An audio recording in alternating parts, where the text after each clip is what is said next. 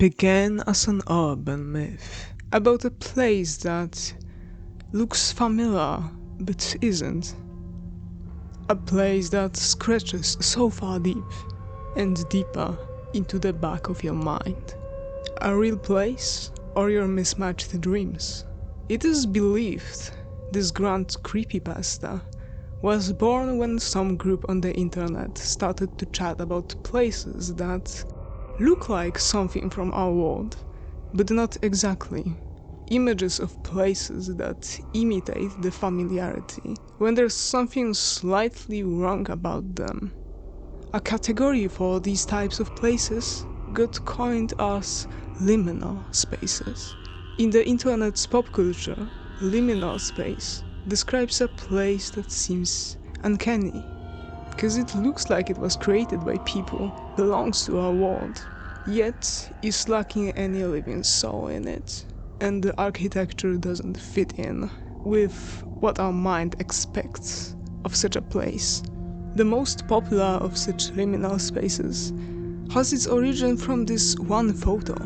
A building under renovation, walls still covered in the yellowish underlayer. The only dim light coming from probably buzzing LEDs.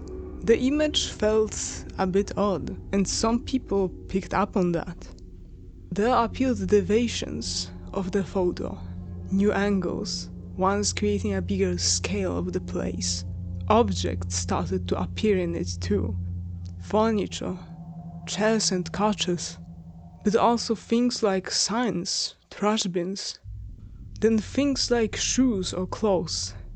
Everything not exactly fitting, thrown around without order, merged together, bent, some clipped into the very walls or floor of the place. The concept grew into many variations too, having whole environments of different complexity, any other place that fit the uncanny feeling. Finally, the crowd made up the legend that you can enter this uncanny realm anytime you overlook a step, touching a mismatched wall. Once you're in, who knows what might wait for you in those over-scratched depths. After all, finding a real exit might not be easy once you lurk too far in. Wow, an interesting concept. It surely is. But it didn't stay as one only, as the beloved Backrooms got a whole movie made on its behalf for you to watch. A movie with the place, but also a plot. I think if you are a horror fan, you definitely should watch it. But I want to give you the idea if it's really your thing. I made this video to perhaps introduce you to the idea of Backrooms as a whole, or if you heard about it and know a bit of this and that, then encourage you to see the movie made about it. And no worries, this video is spoiler free. You can watch it if you haven't seen the Backrooms yet. Of course, this video was made by a fan of the movie, but I will try my best to also give you the reason here to see it. Not just cause I say so. I will also talk about Kane Parsons' YouTube videos on the Backrooms and their connection to the film, but that's for later. At first I want to introduce this movie to the people that haven't seen his videos. So, is the movie for you?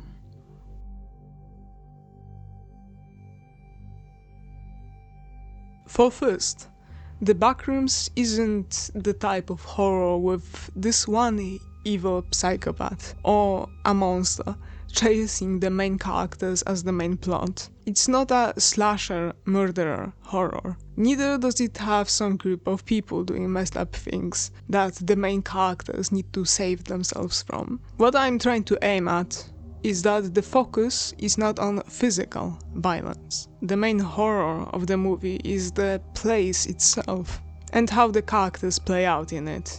The movie does introduce us to something being in the Backrooms later on, but that thing isn't the main focus in what makes you fear this place when you first arrive in it, is what I'm saying. The movie uses, and in a perfect way I would say, tension and the constant thought of something not being right to stir uneasy feelings in your gut.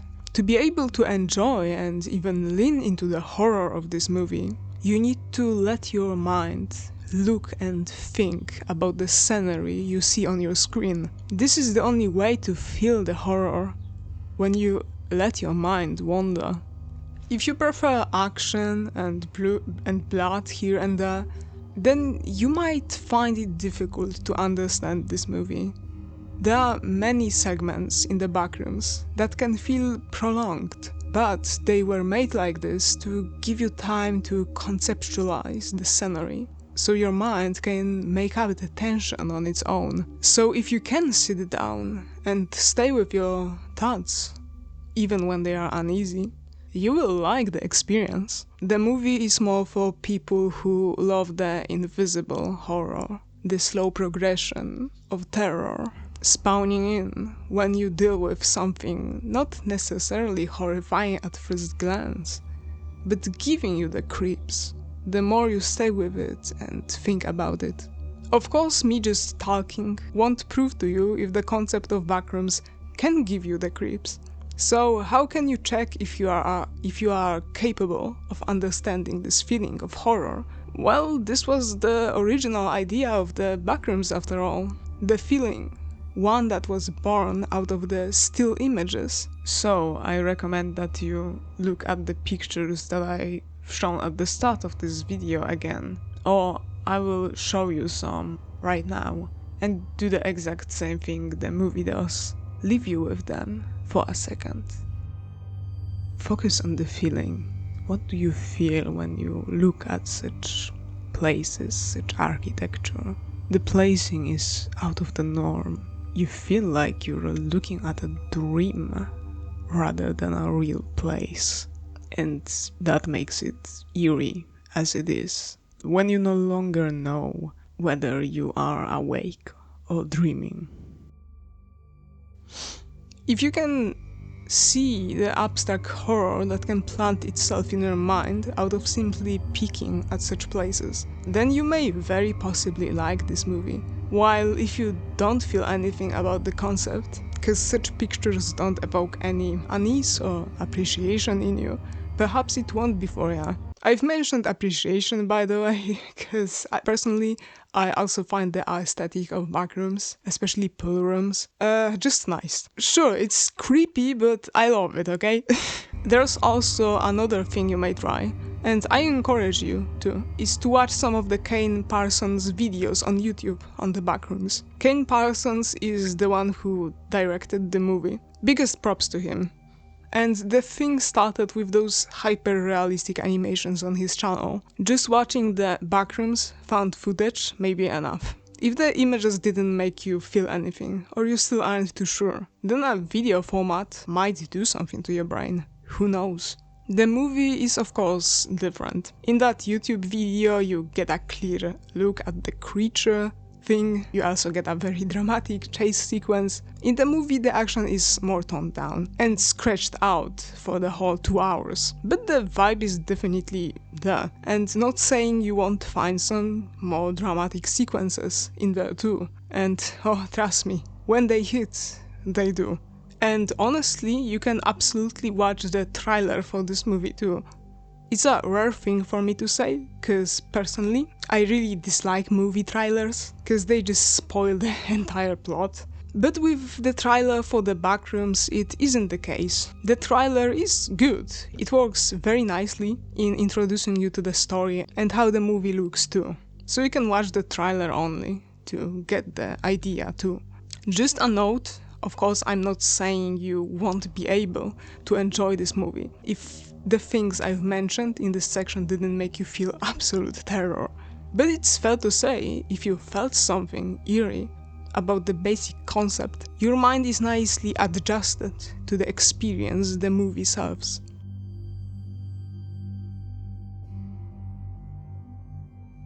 Another thing that needs mentioning, cause it may change your perception of this movie, either for worse or for better, is the fact that the movie takes more of a psychological turn. Duh, it's psychological horror after all.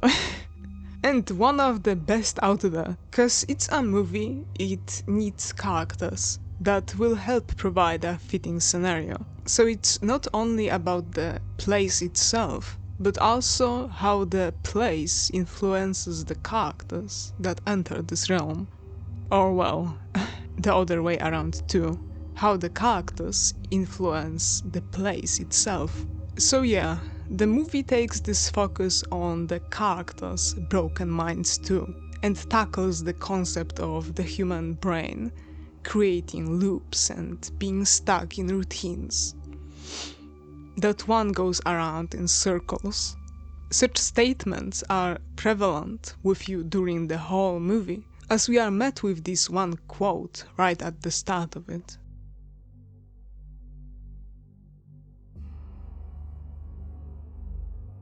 To my taste, the focus on the human mind and its struggles added a lot to the Backrooms itself. Cause a place can be scary on its own, but when you connect it with the vast human mind, that makes it truly unknown. What I'm trying to say again is that this movie is more psychological. You will find there some aspects of mental struggle. We see our main character, Clark, first when he's talking with a therapist after all. If you don't find yourself lurking in such territories of life, even with a thought, you might have a hard time understanding it. On the other hand, if you are familiar with the unease of decreased mental health, or are simply curious about those eerie psychological aspects of human life, then this movie will be much enjoyable for you. The movie is also symbolic at times. There are scenes and parts that aren't explained straight away in dialogue, and you need to piece such bits on your own. The plot won't babysit you. And that can be an enjoyable experience for people that prefer digging into a story, rather than passively watching stuff go down. In summary, the movie focuses on the main character's mental struggles, and fits the narrative of the Backrooms with those human struggles too. So it's not a movie just about an uncanny place, but how the place is interpreted through the scary parts about our mind too. So if you enjoy this particular type of horror, you definitely should watch it.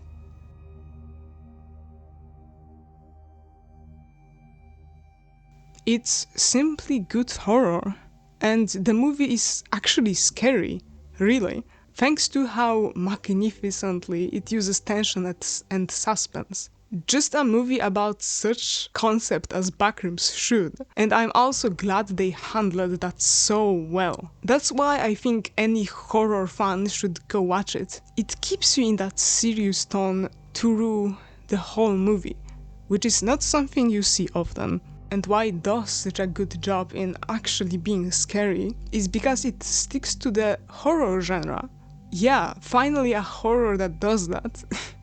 You will get pure horror out of this movie, no add-ons from other genres. Of course, there's nothing wrong with not following the structure exactly, but they do exist for a reason. Your story needs to have certain attributes to be classified as a certain genre, because if it doesn't, and tries different things at once, it becomes nothing, and it sucks the enjoyment out of me when I watch it. Having too much comedy or action in a horror can take away from it. On best occasions, the overdone comedy or action makes me confused. On the worst, the horror loses all its seriousness. So yeah, Backrooms is one of the few horrors that doesn't have this issue, which is awesome. It actually sticks to the genre. There are some comedic bits, but these comedy bits are really subtle, and they don't break you out of the immersion.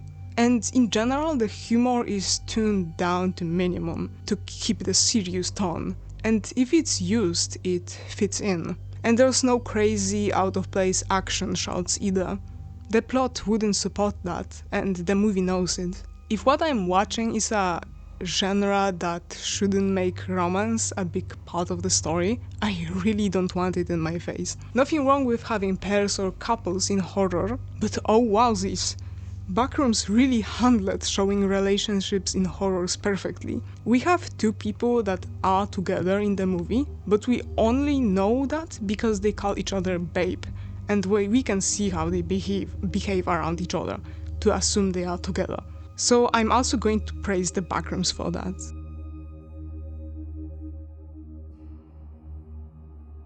Another point on how the Backrooms is simply good horror is how it doesn't use shock value to try to compensate for its genre. Shock value is mostly considered a negative substitute for thought art writing. It's scenes that don't influence the story in any significant way, but are only put in to make you feel excessive emotions of unease and, well, shock at a current time only. One of the most common types of shock value is using excessive amounts of gore, for example. There's nothing wrong with scenes like that in your movies, but many movies or series, whether a horror or not, can use these elements in simply outrageous ways. Splash of guts to make you feel immediately shocked, and that's it. On top of that, when you see excessive amounts of gore in a series or in a movie, you can also get desensitized to it, and then it loses its horror aspect completely. Backrooms doesn't rely on gore for being scary. It doesn't need to. Of course, there are scenes with big traces of blood and scenes where our characters get hot, but opposite to the shock value, when the danger shows up, it has a point. In the Backrooms, these scenes help paint the environment and show the threat our main characters are dealing with. It leaves you with a better understanding of the stakes, rather than confusion and momentary emotions. Also, the movie doesn't have any SA plots in it. Kinda sad that I need to mention it in this segment. I know that some horrors use it as shock value, which is disgusting. So just saying, the movie is free of it. In summary, the movie handled the horror genre crazy good, as they didn't need to rely on other genres or shock value to make it captivating as it is. It's not only a good movie, but it's amazing horror.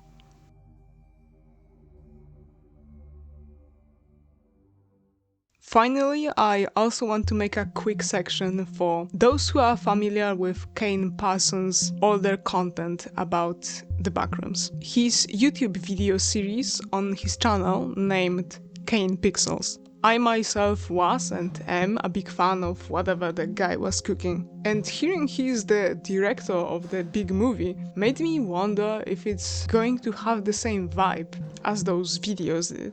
After all, a movie needs a plot and actors, and those cinematic shots you can see in the trailer, cause the whole movie couldn't be just that one long VHS tape. And I was worried that the vibe is going to get lost in the translation here. That it won't have the same feel, you know? That the movie will make the Backrooms idea too cliche for the general audience without that raw feeling of those YouTube videos that look like found footage content. Happy to say I was wrong! They did it! The vibe is there! You even have long segments of the VHS cameraman perspective. And they are done just a bit too well. The shots without it, also awesome. And fitting in with the vibe too. I mean, shots like these were also present in the later videos from Parsons in the YouTube series. You can see the same guy directed this movie. So yeah, the art and the design direction was handled astonishingly well.